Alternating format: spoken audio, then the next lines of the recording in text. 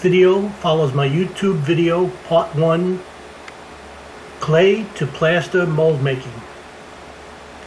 It is an in-depth video about making a rubber mold while casting wax, plaster, or plastic. Now the sculpture is finished. Now the part 2, before the bronze, is I'm going to make the mold. The next thing before we start the mold is we got to seal it. Okay, I put some shellac in there. And this is a new brush. So sometimes in a new brush I'll take this crazy glue, cyanoacrylate, and what I do sometimes with a new brush so it don't get all the hairs out is I'll take a little drop and I'll put it along the edge. It keeps the hairs from coming out. And I'll move it around a little bit. And this, and I'll start from the top, and we just shellac. Usually probably about 2 or 3 coats. What I usually tell my students is it's not the Mona Lisa, just 1, 2, 3, dun dun dun dun dun, and you're finished. Now the sculpture is finished, I'm going to make the mold. There are 3 things to think about when making a mold. First one, where to separate the mold. The second one, are there undercuts and what are you going to do about them? And the third thing is when you're pouring a mold or a liquid, actually the liquid is the rubber, where is the air going to go and where is the air going to be trapped? Anyway, normally on a head, you'd have the front, I'd make the front half and the back half. And I'd bring the seam, I'd bring it down here, maybe across the ear, and run it down here. Okay? But in this case, I have multiple ears. And when you're taking off this half, even this is going to be a little hard because the wax is going to be fairly soft, even if you do hard wax. Still, pulling it off this way is going to be a little hard because of these undercuts. Okay, what is an undercut? When you make a cast in a mold, it can be easily removed without an undercut. But if we change the mold and have something that looks like this, now you can see what happens. The cast gets locked in.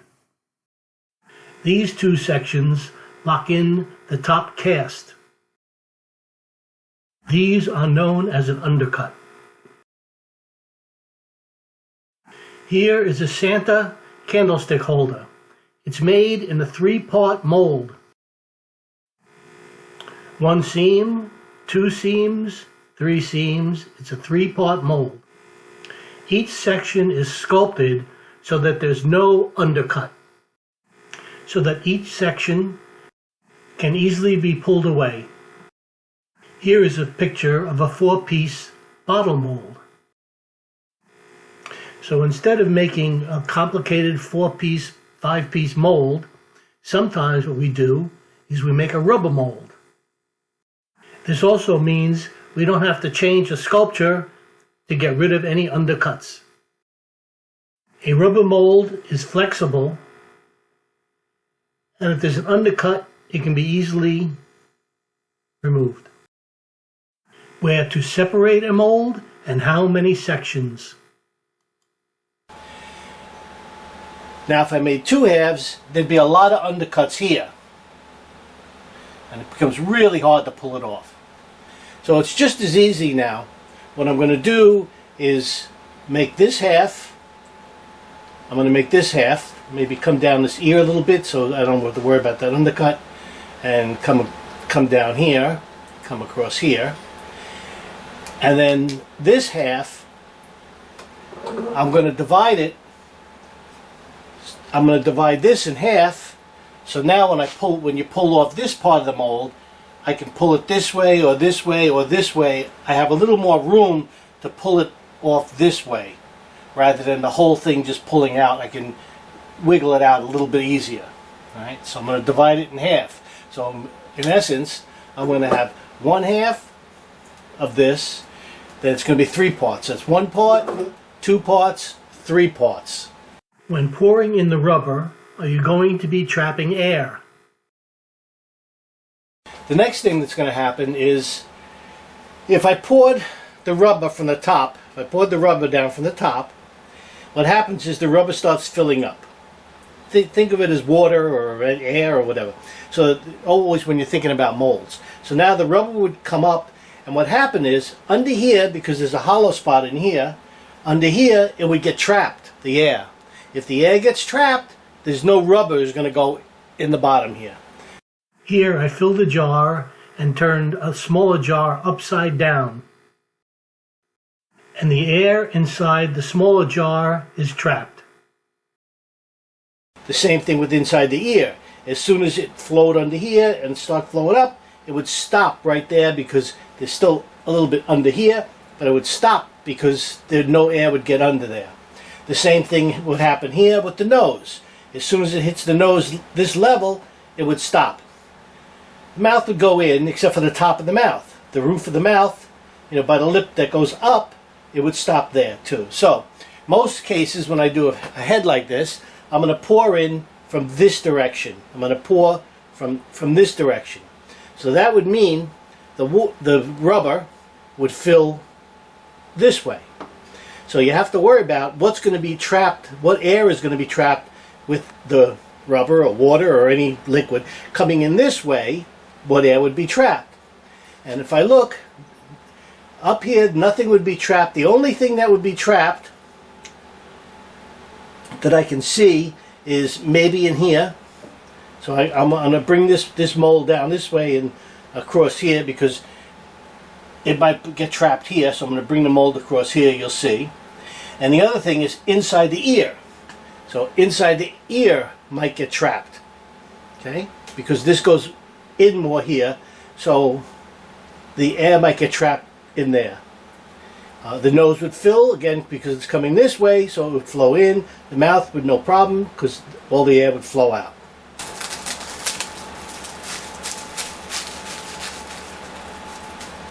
Now I've covered it in this saran wrap, cling wrap. Make sure you try to get most of it. Okay. And now what I'd usually do is come down, and I know I would like to get half this ear, about. And I know I want to catch this here about. I'll do something like this. Okay. So it looks like the mold's going to come something like this. And here it might come up something like this. Okay. Again, this might come here. Make this, I'm not sure here, but it might come this way. Got to be careful because it would trap air there, so I'm going to come up here.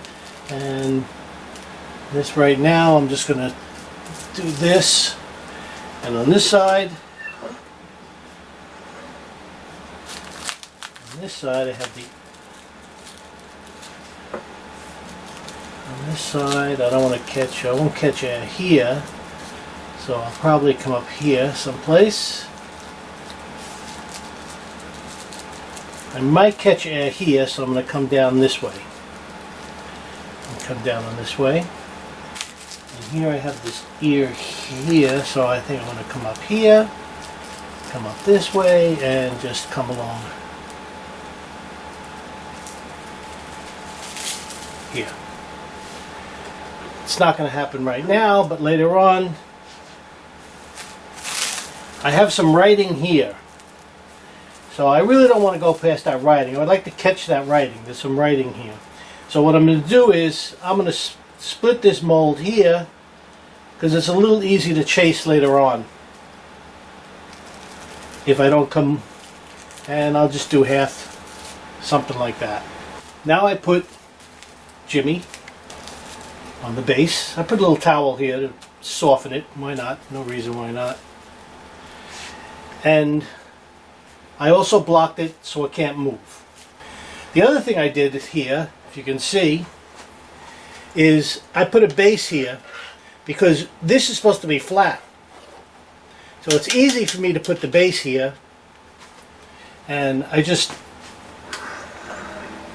did that, bracing this up whichever I could so it braced. It's not going to take a lot of pressure because once I get the plaster, you'll see I'm going to make a plaster mold. Once I get the plaster mold, I can actually strap this to the plaster mold.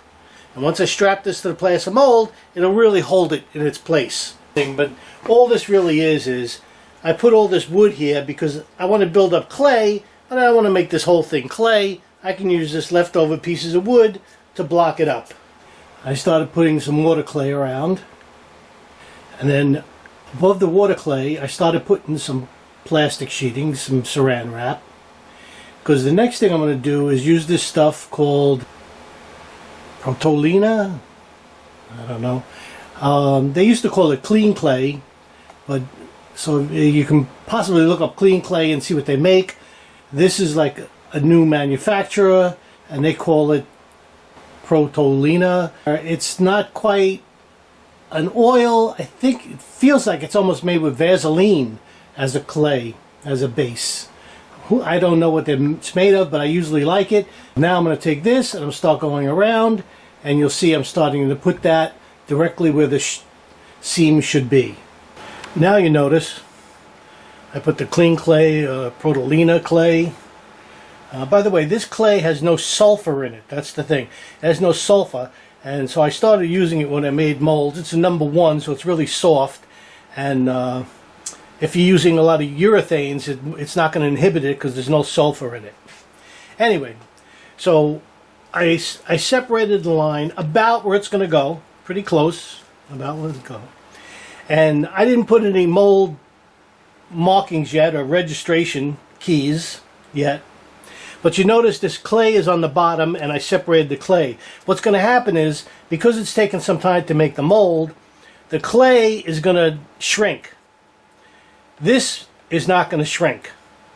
So I always do this around here, plus I can get it really clean right up against that edge and make a nice cutting line. You know, a nice separating line exactly where I want it. I mean, you can make a mold, and you'll see later, where we just cut it open, and, you know, wherever it cuts, it cuts. But this is, so I can exactly where I want that mold line. A little harder, but the mold comes out really nice. So now I'm going to start claying up for what the rubber is going to be. Also, you notice these humps here. This hump is for registration. And I have I have another one here. You know, it's for registration, so that when it locks in, it can't move. It's going to fit right there. So I'm actually using my old clay here, and I'm sure everybody knows this. You put water clay on a piece of wood, works nice. Some people do it with a rolling pin. I don't know. Works for me. And I usually about a 1/2 inch. That's what I like. I mean, if you're confident, you can do a 1/4 inch, you know, if it's thin rubber and small mold. And now I'm putting this down. I mean, this is about the thickness I want the mold. But you got to squeeze it in because it's got to fit as many nooks and crannies. I don't know what you call it. I'm going to press it in and make sure you don't want too thick a mold. That's no good either. And I'm going to go around and do the rest of it. The part about this part is it really doesn't take much thought. You just sort of put it in, 1/2 inch. Of course, you want to press it down. Try to get that 1/2 inch. You can make it thinner. Make it a 1/4 inch. I make it fairly thick here, so I want it to hold its shape. Too thin, and it might not hold its shape, so I wanted to make sure it's hold its shape. This piece is going to be a 1-piece mold. So if it's a 1-piece mold, you got to picture this rubber is going to be here. Remember, this clay is going to be the rubber, and you got to pull it off. You have to take this plaster jacket that holds the rubber in place and lift it off. There's a thing called an undercut. I don't know if you. It's got to come at least straight. And you can see here where this part here is undercut. So if the jacket is to here, it's not going to lift off. Take some clay.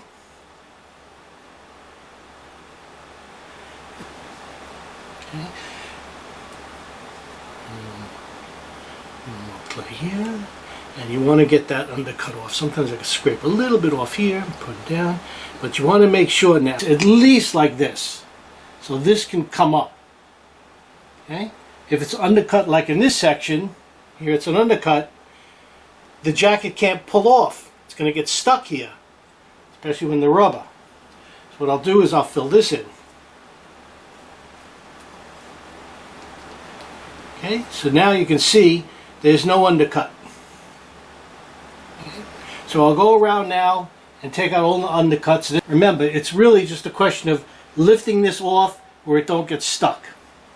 This is straight up and down, but here you can see it's going to be undercut. So if this fills in with plaster, which is going to be the jacket, you can't lift it up. So you got to take out the undercuts. That's why I'm showing you this twice, because this is going to be an undercut here. So you want to fill that in. I can take a little bit down. I got a 1/2 inch, so I can take a little bit down this way. Got a 1/2 inch, so I can play a little bit. I've taken the undercut out of that section. Now this jacket can come straight up. This is going to be where the mold is going to register in the other mold. When the molds come together so they don't shift, you're going to have the registration. You'll see we'll cut that out later before we put the rubber. The other thing this does is, besides having it keyed in here, it's also going to hold the jacket in its place when it's upside down.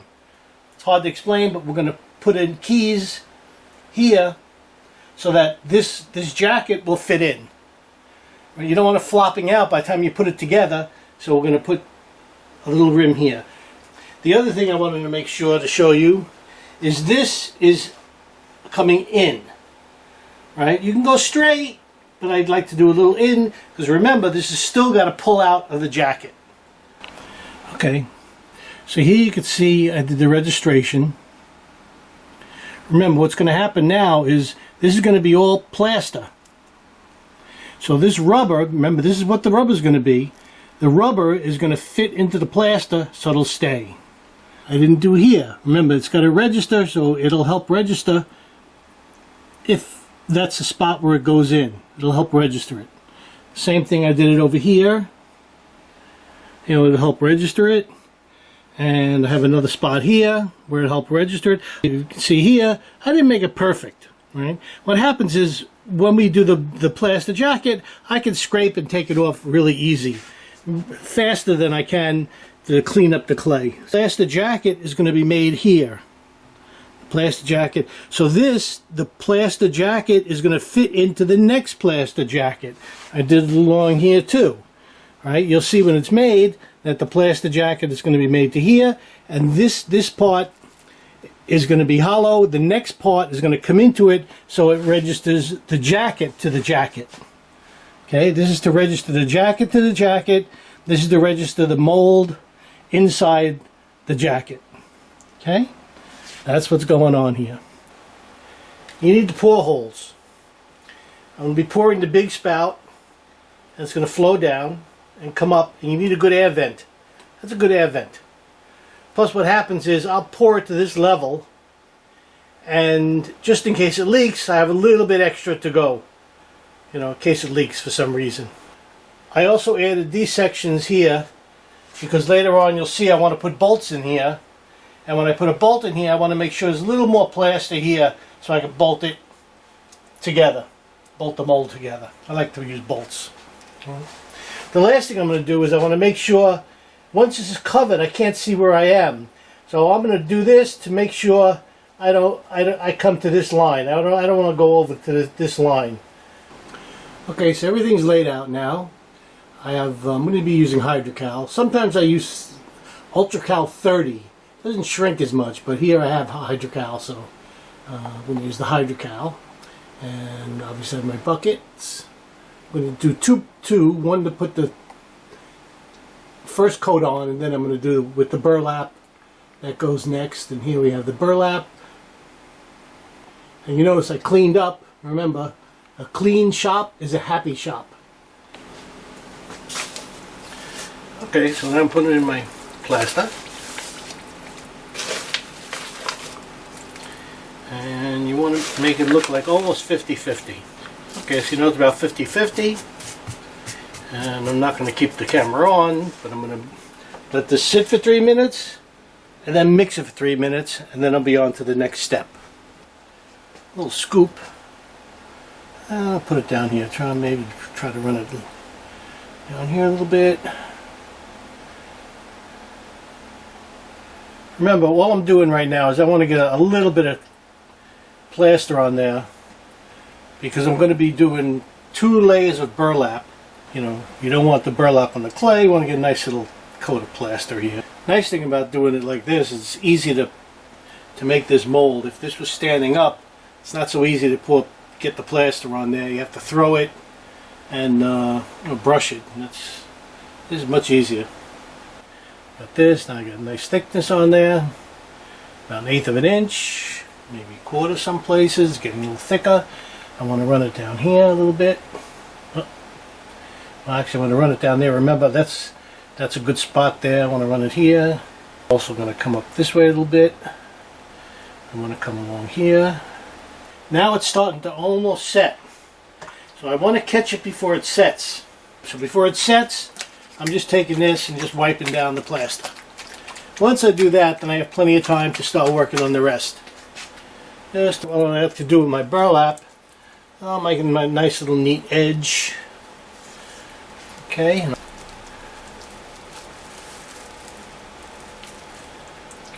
let's come on here on the edge. I'll run this here.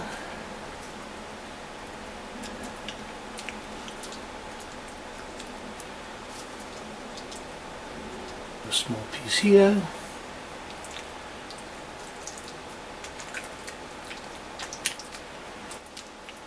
Now I'm going to make sure it's all squished down.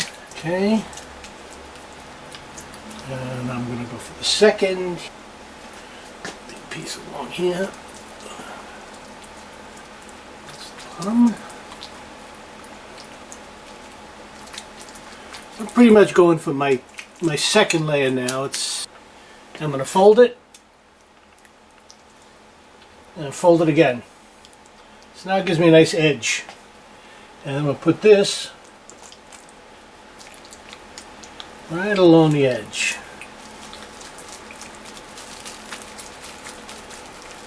And it'll give me a nice strong edge. And I'll do that all the way around. Again, let's fold it in half. Fold a little bit, leave a little bit up. Okay, so now I got a nice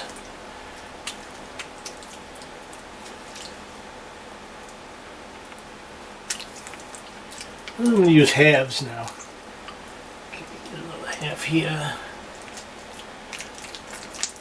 And put this piece here.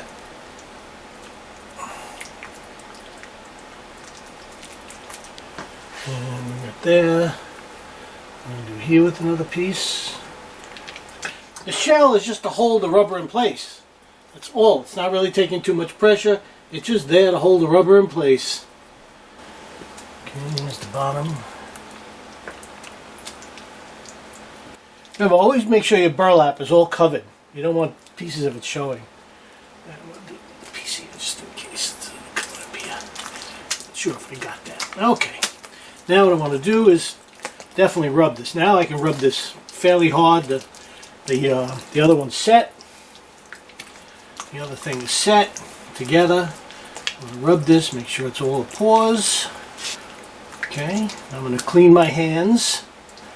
Remember, clean hands are happy hands. On my spots where I'm going to drill, I definitely got some good spots to drill. One here, one spot here is I'm going to drill. I'm going to put that there. Now I'm going to take some plaster. Now these spots where I'm going to put the drill, sometimes I want to clamp it, so I'm going to come in on a little angle. So it'll help a little bit if I want to clamp it. I want to come down in an angle.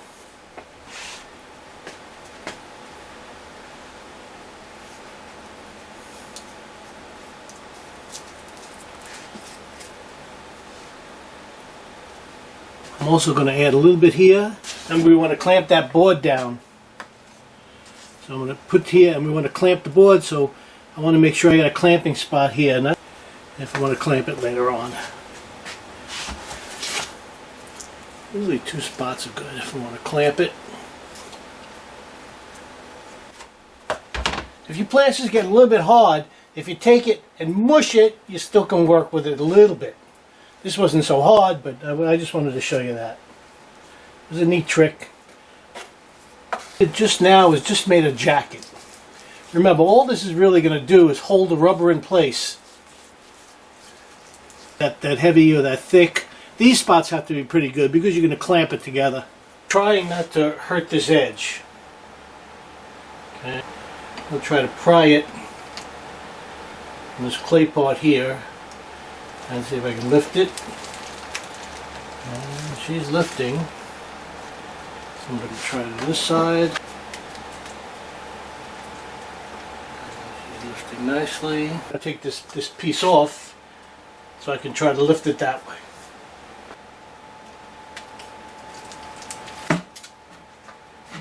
It takes a little bit of clay out.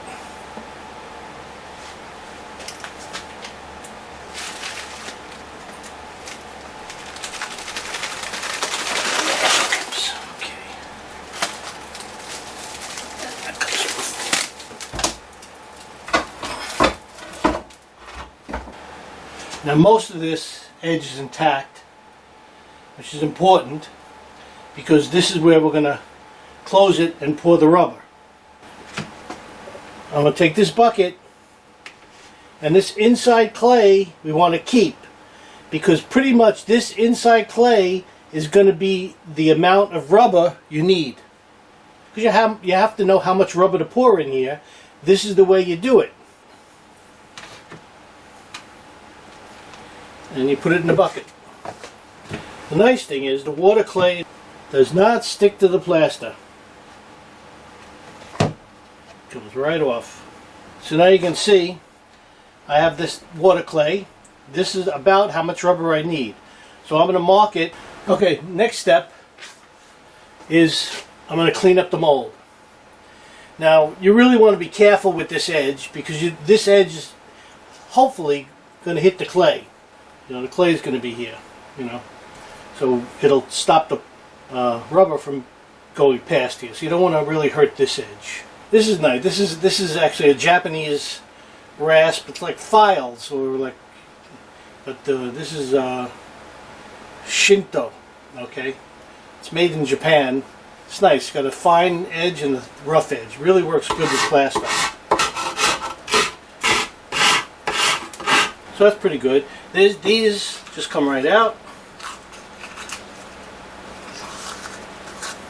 So I can hit this edge and make it a nice, very nice, little nicer edge.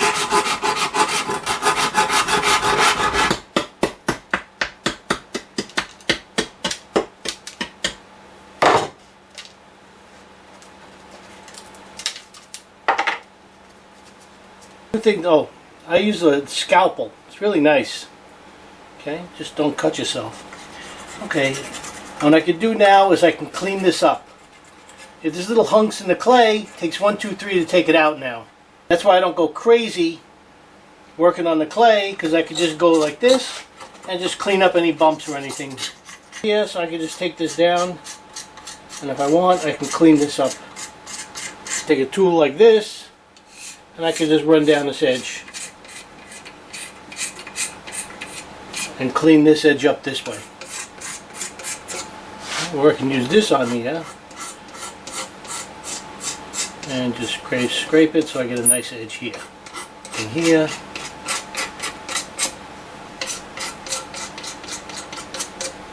Right, now remember, don't touch this edge. This edge you need because this edge is going to come on that clay. We'll put some Vaseline, you'll see later, but this edge is going to come on the clay, right? Because you don't want it to leak. This is the part where the mold's going to fit inside the mold. So again, we want to make it so it comes in, so that mold can come off. This is cleaned up here, it's all clean. Okay. The next step is, it's hard to explain. We're going to be pouring the rubber in here, and the rubber is going to fill this way. A pocket of air that's trapped, the rubber is not going to flow into it. So what we got to do now is mark where the rubber is going to trap air. It's going here and it's going to flow up. So any place it might trap air. Okay, so here's a spot right here where I think it might trap air. I'll just do this. Okay, I think it might trap air right here. So what I'm going to do is this high spot here, I'm going to mark this right there. The same thing here. Remember, think reverse. This is going to happen here. It can flow here, it can flow here, but it might not flow right here. So I'm going to put a little spot here. Okay, this is going to flow up, flow up. It's going to flow up. The air can come out this way. The air can come out this way. And then it's going to flow down. It's going to come up. But it might get trapped right here. So the lowest point here is right here. I'm going to put a hole there. Same thing here. You notice from here to here, right? It's coming down. So it might trap air here. So I'll put a hole here. This is okay. It might trap air here. Right? So I'm not sure, but I'll just put a hole there anyway. This section here might trap air. I'll put a hole here. This is going to flow, this is going to flow, this is going to flow. But right here, that little bit, it might trap air right there. This will flow, but right here again, this section right here, it might not flow, so I'm going to put a hole here. Okay, so we got this, we got this. This I'm not sure of, because this area right here, I'm not sure. It depends how it sits on the rubber. Anyway, I'll make a hole here. No problem. For wood and metal. Okay, it's flat here, and you can see this comes almost flat. It does come flat, straight. It'll come straight. So here you can see it's got this little lip right here. Okay, and this is for concrete, stone, and I use it for plaster. So now I'm just going to drill these holes. What happens now is this is where we made the holes, and this is the outside of the mold. So what I'm going to do is I'm going to clean this up a little bit. And clean this one up a little bit. And what you have here is, you'll see the burlap, or any rubber you pour, it's going to help stick. So what I usually do is take a can of gas, turn it on, and I'll burn this.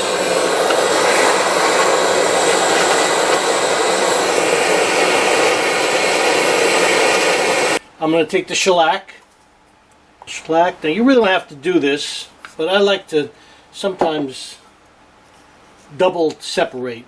But if I do this, makes it easy. I'll start to harden. Now remember, this is not the Mona Lisa, just 1, 2, 3. Okay, and I usually do 2 coats. I'll shellac around here. And the reason why, I'm going to use clay.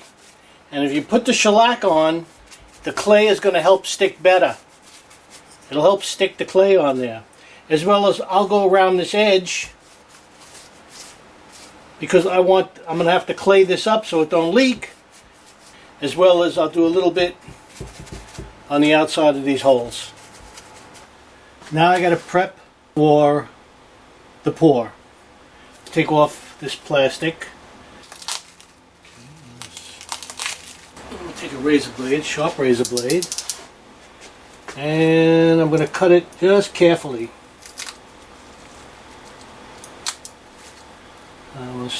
For one thing, you can see it's separated from the plaster. One reason is this clay shrinks. You could use plastoline or this clean clay. For me, it gets really expensive. It's okay, it shrinks a little bit. I didn't do this before because I know it's going to shrink. Remember, always, you really want to don't hurt this edge. Even though it shifts a little bit, we're going to take care of that with some Vaseline and some clay on the outside, but always protect this edge. I can go here, good 1/4 inch, but you don't want to go past there because you want this. This is exactly what, hopefully, what the shell is. A tool I like to use, this is like plastic tool. It bends a little bit, so it gives, and it really doesn't hurt. If it was metal, it might scratch the sculpture. This is really not going to hurt the sculpture. So I have these like plastic tools. They're really nice. I have this kind, and I have this kind, and so this mold I want to come in here. So I'm going to push this down a little bit.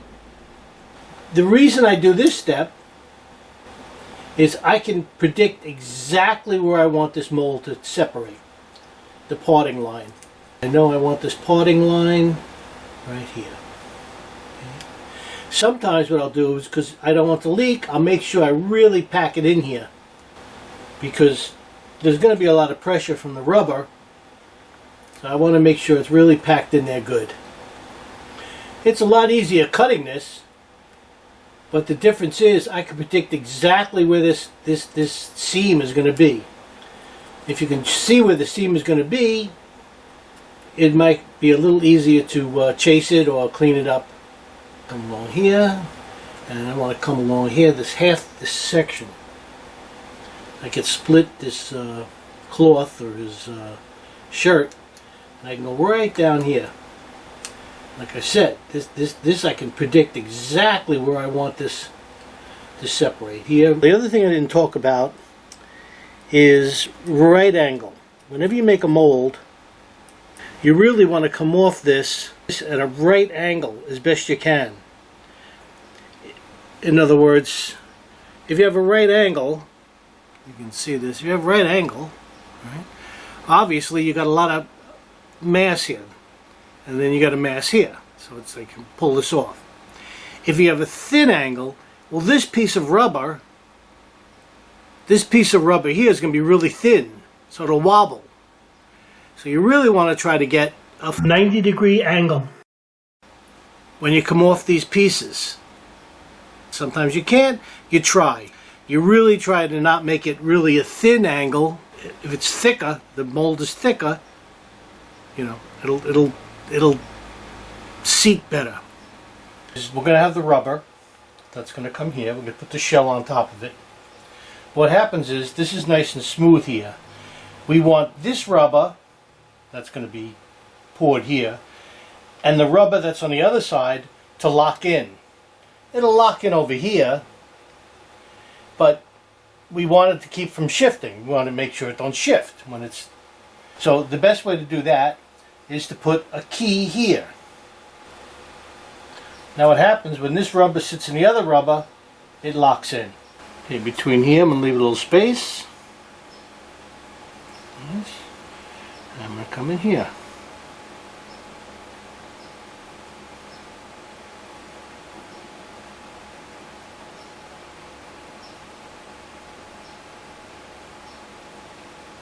You notice there's a little space because that's what it'll rock in there too. It'll fit. Make sure it fits nice in there. And I'm going to do this all the way around. And I went all the way around. I left some spots where it's going to lock in. Now, one thing you'll see on the next half of the mold, I'm going to cut it in half. Remember, it's going to be made in 3 sections. What happens now is, this, especially around here and around here, I want to lock in so it's perfect. So it leaves the best seam line. This is a seam. So it's the best seam line I could possibly get. Okay. When you cut it, you can't get this locking of the seam line. So it should register much nicer. Now we're going to talk about a separator. What I have here is, it's really, it's in Japanese, but basically it's Vaseline. It's Vaseline, or what they call petroleum jelly. Now what happens is, you notice this is really thick. This is really thick. So you don't want to put this on the sculpture, the model, because it can leave marks and, you know, hunks and whatever. So what we're going to do is, I'm going to take this benzene, And this benzene will thin the Vaseline. Okay? I usually make thinned Vaseline. Now be careful because there's a Benzene and this is INE. The ENE is more cancerous. Whatever it is, be careful. Don't let it touch your skin. Try not to breathe it. You know, just be careful of all chemicals, okay? Okay? But I'm going to add this. I have Vaseline in there now, and I'm just going to take a little of this. Take a little of this, and I'm going to add it in there. Don't need much. And I'm going to mix it around. In the Vaseline. So now when I brush it on, pretty good, and that thins the Vaseline and makes a nice separator. Now, silicone is not going to stick to the plaster. Silicone is also not going to stick to the clay. It'll be tacky and be hard to come off. And the same thing with the rubber for here. If for some reason I didn't shellac the plaster so good, it can, even though it's not going to stick, it can grab onto it, and when you're pulling the mold off, it can rip. In fact, there was a product I used once from Smooth On, and in the instructions it said you didn't need mold release. So I read the instructions and I said, you know what? Okay, they said you didn't need it. Well, so I didn't use a separator, and sure enough, it stuck.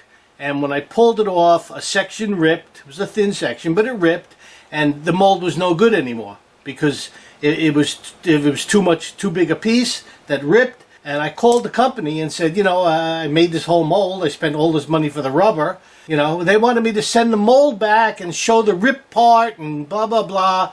And I said I would send them a picture. No, they wanted to see the ripped part. Just the fact that they didn't even believe me. And I worked with Dick Smith years ago making molds with Smooth On. Don't buy Smooth On. Forget it. I will never recommend the Smooth On product again. So I always use a separator. Take the thin Vaseline and just go over the sculpture with the thin Vaseline. The nice thing about the thin Vaseline, it leaves a nice little coating on there. You can get in all the spots. And it's not going to be thick. The silicone is not going to stick. But when you want to pull it off, it just comes off much easier if you have a silicone release. There are many kinds. Like I said before, I'm using petroleum jelly or Vaseline. This one's sold by Complete Sculptor. This is epoxy par film. This is also good for silicone. Okay, that's one. Ultra 4. This is an old one that might be newer label now. Release Technologies. This one says purpose for release of silicones, urethanes. In Japan. I don't know if you can read Japanese, but this is for silicone. Remember, the model I wanted really thin. This I can get pretty thick. So I can just take my brush, I got a brush named Vaseline, and I'm just going to take it here, and I'm going to brush it in. Okay, straight from the thing, and I get a nice coat. Okay, so now I'm going to work around the edge. On this edge, for one thing, I got little grooves from the plastic I put for an easy separator. So what I usually do on this edge is I'll take about 1/8 of an inch and I'm going to run it, or a bead, along this whole seam. That'll help it from leaking. Remember, the clay shrunk a little bit, so if I do this, it'll help it from leaking out. On this side, not the inside edge, only this edge. To show it one more time, I'm taking the Vaseline and I put a good 1/8 of an inch along this edge. And take the shell, I'm going to put the shell over the model. Obviously you don't want to hit the model.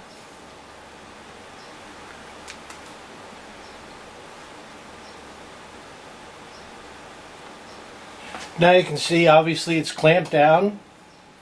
I didn't clamp it down too hard because I want to make sure it don't pull away, although it might, I don't know. You're always worried about leaks. Do your best you can. The next thing I'm going to do, because we have a lot of Vaseline, I want the clay to stick. I'm going to put some clay. I'm going to clean this And I'll start putting clay around the edge to help that from leaking. Okay, so here I'm going to put 2 cups. And the reason for these 2 cups, I marked it because I want to cut it about over here. I'll put that in here.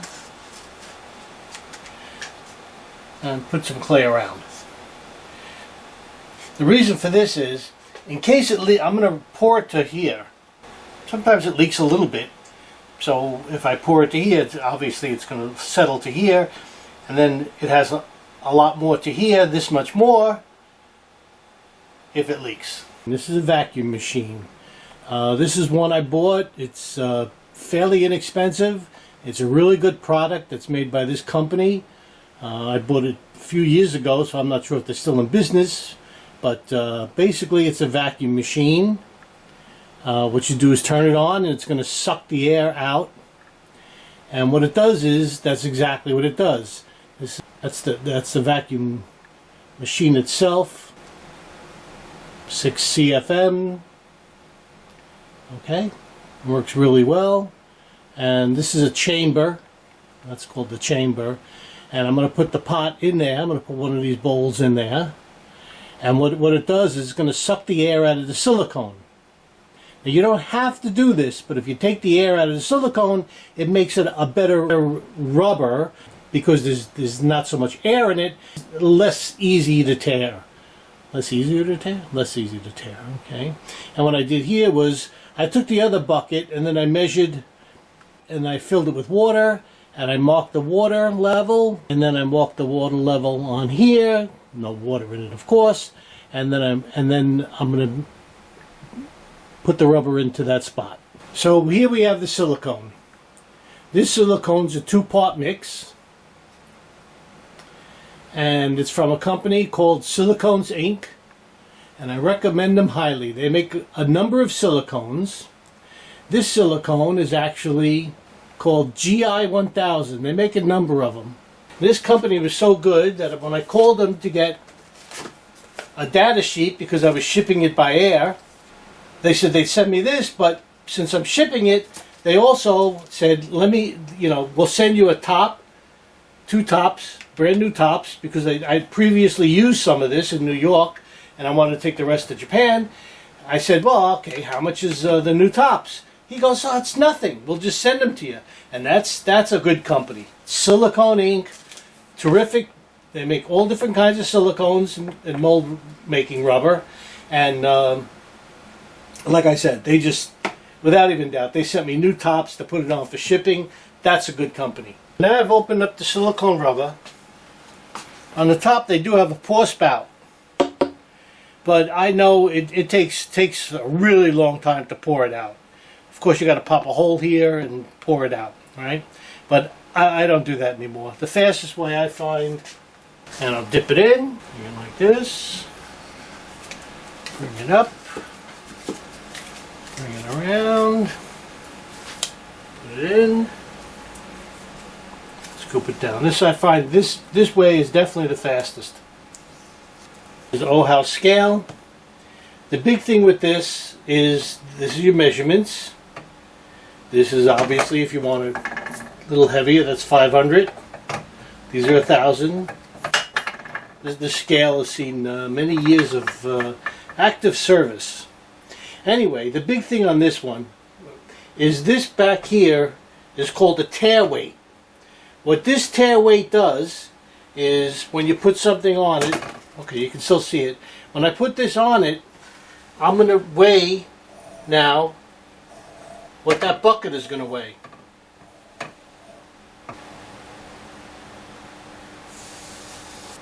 Okay, remember that's called a tear weight. Why it's tear? You tear it off? I have no idea. Anyway, but it's a tear weight. Now it's balanced out at 0. That means the bucket is not going to have a weight. Whatever material I put into it is going to have that weight. There's too much rubber for that scale, so I brought out this scale, electric, and the same thing happens. I'm going to put the bucket on here, and that weighs 200 grams. So then I put, this is the tear, and it'll bring it back to 0. Now the bucket is weighed. I'll put this on here,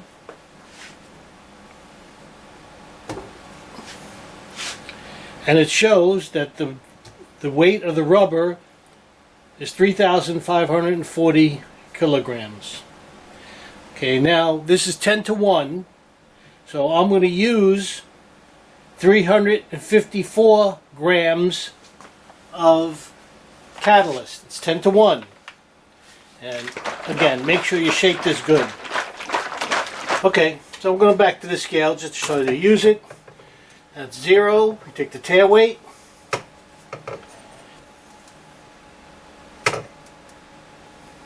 Balance out to 0.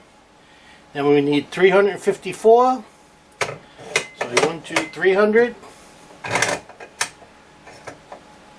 And 54. And this was pre-shaken up really well. Again. Open this up. Now one thing I do with the scale is I tap it. I'll pour this in. I don't know if you can see it, but I'll tap the scale. It helps. Going a little bit easier, a little bit easier. Now it's almost there, so now I know to be careful. It's all weighed out. I'm going to pour that in, mix, mix, mix, mix. After this is mixed, I'm going to put it in a second container. And by pouring in the second container, I double mix. And I've always done that. Then I'll put it in the vacuum chamber, suck out as much air as I can, and then I'm going to pour it in the mold.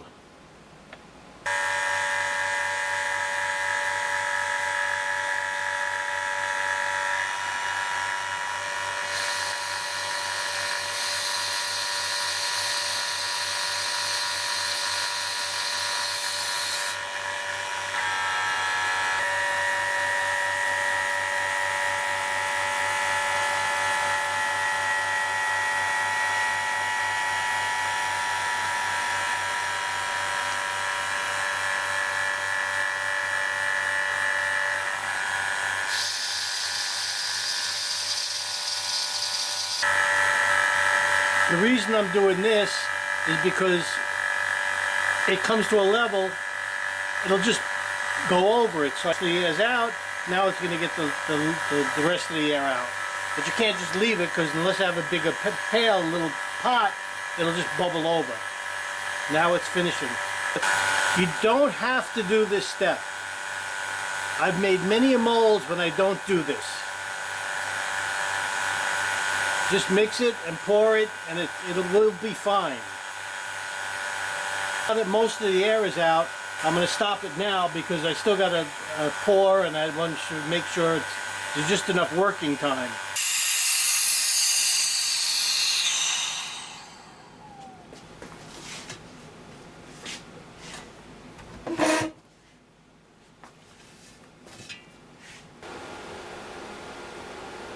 Okay, I don't know if you can see it. We'll stop this for a second. But the air bubbles are coming up. This is coming up here. That's fine. So I'll wipe it off. And I'll take some clay and stick it in. Pretty good. We got the level.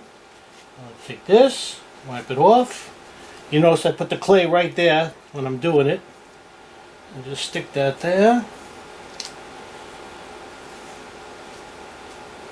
Stop that. Actually, I'm going to let these go for a little bit longer. I want to make sure all the air comes out. And even though it costs a little more, I like to make a little bit more. Fill the vents, and you call them pore holes. In case it leaks, it's got a little more to leak down to. That was a mistake. It might start coming up, and that's it. Okay, don't do that. Alright, now you can see I've taken all the clamps off, except for the one on the back over there with the board. I'm going to leave the board on there. Now I'm going to take these cups, I'm going to push it down a little bit and cut this off. Actually, you're supposed to cut away from you. Always cut away from you. You never know. Later on, if I want, I can actually cut this down too. It doesn't have to be this high. Right, it's easy to cut. And I cleaned up a lot of the clay. I'm going to clean it up more. Remember, clean mold is a happy mold. Okay, now I'm going to take all these boards out and I'm going to flip it over. So I've taken off most of it. Now I'm going to just take off this. Nice thing is this comes off pretty good. The next step is any run over. This ran over here. Didn't leak out because there was clay here too. I clayed all in here. So it didn't leak out. Or whatever it is. I'm just going to cut this here. Remember, it's always fun to cut silicone. I'm going to make a jacket, and the plaster is going to be touching the plaster. So in this section, I don't have to worry about so many wrinkles. Let's put some clay in it like this. Just so when the plaster touches the plaster, it's nice and flat. I'm going to clean up around this edge. And there's a little bit of leaking. If there's a little leaking, I'll cut it. Remember, so it's 90-degree angle. I'll cut it. Here it's nice. Perfect, perfect, perfect, perfect. If there's a little bit of leak, I'll cut it. Right now there's clay here, there's clay here. I'm not going to worry about this so much. What I'm going to do now is cover it with the saran wrap again. You can do aluminum foil, by the way. I'm going to cover it in clay. When I take it all apart, that's when I'll clean it good before I close it up again and make the jacket. I put the saran wrap on here. Made sure I got as much as I could in the indents. And you can cover the blue part, the silicone. Don't cover the plaster. You want the plaster to touch the plaster. You can cover this because you're going to put clay on here anyway. So here we have the second half. This mold is going to pull off this way and this way. This is a big half. And you have to separate everything. It's much easier to do this half and this half. The other thing is, I have to make sure there's no undercuts coming this way. When this mold pulls off, it's going to pull this way and this way. So now what I did, I cut this on an angle, and I cut this on an angle like this. So this angle is down this way, this side. Remember, these are going to pull off this way when it's made. That these sections here help hold the mold up. When this locks in, this section here will help hold the mold up. And the cup is this way. When it locks in, it helps hold this up. But because it's opening up this way, now you can lock it in by closing it in. What I want to do is, remember, I got to separate the two halves. And sometimes what I'll do is take a piece of clay and just clay it up and then cast half and cast half. Now you can see where this part of the mold is going to lock into this part of the mold. And I'll put this one in this way. Now it's a pretty big cast. I can, if I want, cast this and this at the same time. I might, I'm not sure yet. Or I'll just cast this, take off the shims, and then cast this. I think in this, it's fairly big. So what maybe I'll do is make this half first, and then make this half. There is a little section here. Instead of putting shims, I'm just going to take a little clay, and I'm just going to quickly put some clay here. When I make this, I still want to put bolts here. So when I cast this, you'll notice I'm going to come here someplace, because I want to put a bolt here. But I'll probably put a bolt here. I think 2 bolts will be fine to hold it together. Remember, sometimes I like a little bit in, a little bit this way. I want to clamp it.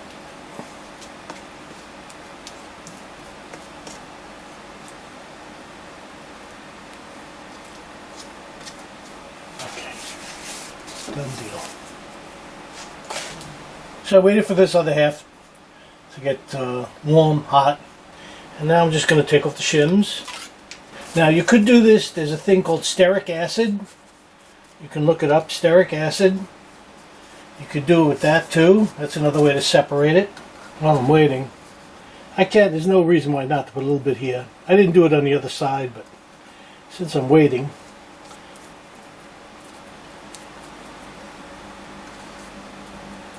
This piece right here.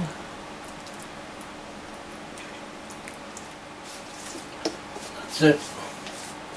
Just gonna rest this edge.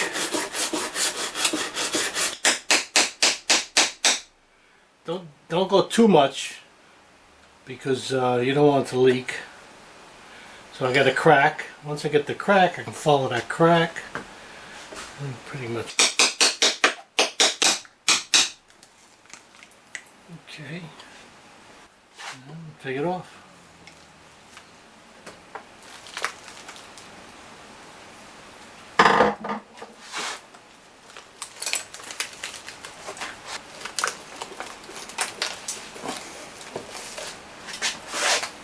And don't forget this part.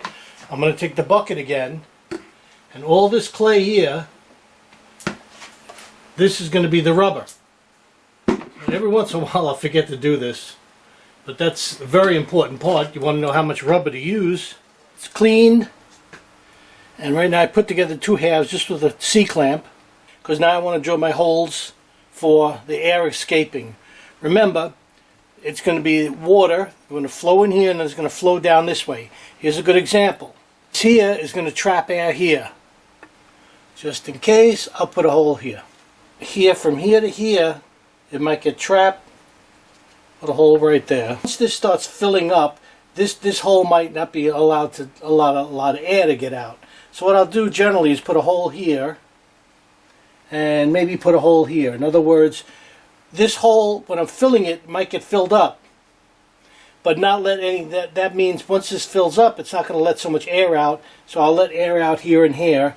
And now I'm using spray, silicone spray, and I'm not sure if I got in all these little cracks and holes, so what I'm going to do is give it a little spray this time. So if you notice, you can hear the fan going in the background. You got to use a fan and a little respirator. I'm going to spray this.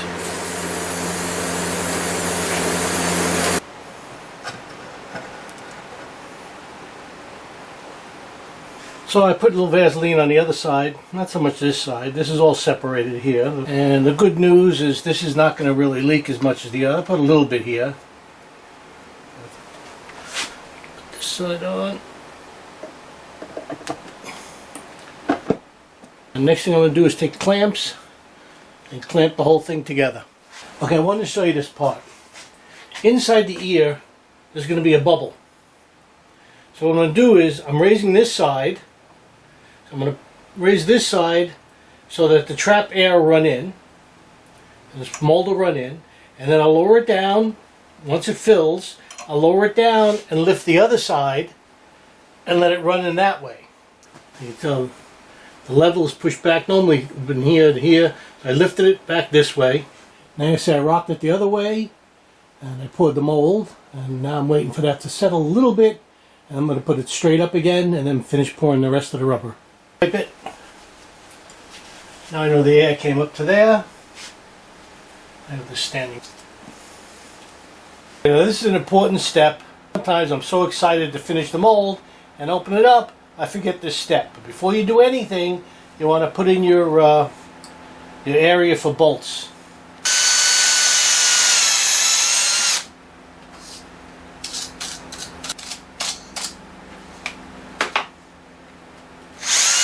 I don't have to put my bolt in because I'm going to open it up ultimately, but at least I know that's registered. And I'll go around and put in where I want all my bolts. Okay, should come off pretty easily. That's it. And this side comes off. I'm going to clean these little nibs off first, and then I'm going to lift this off, but you can see probably this comes off pretty easily.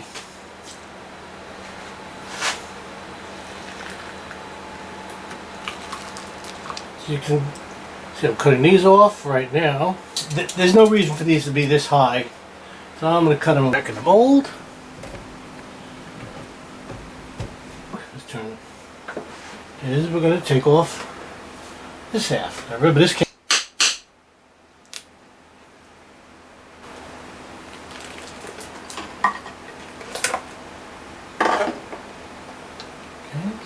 Pulled off this half.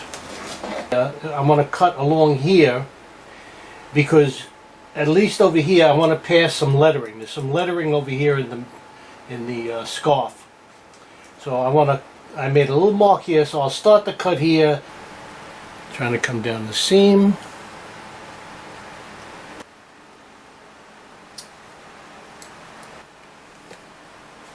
So that should fit in nice.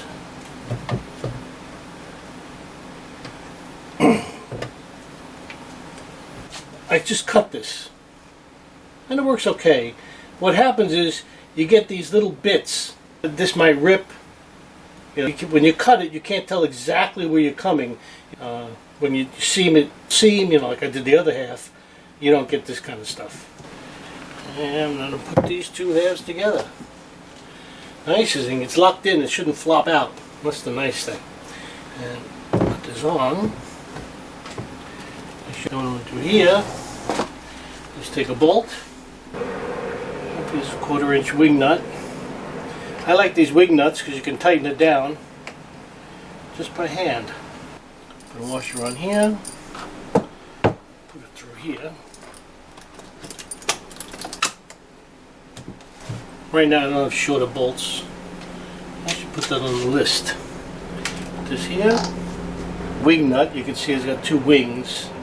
It's called the wing nut.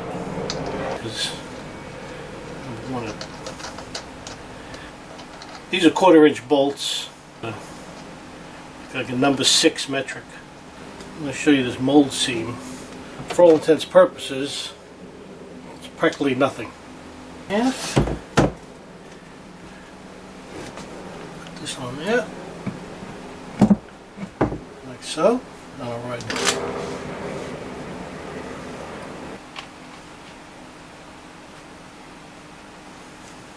So the two halves are put together. I'm zooming in right this way. You can see there's the mold seam right there. I close it up. And she fits in beautiful. That's it.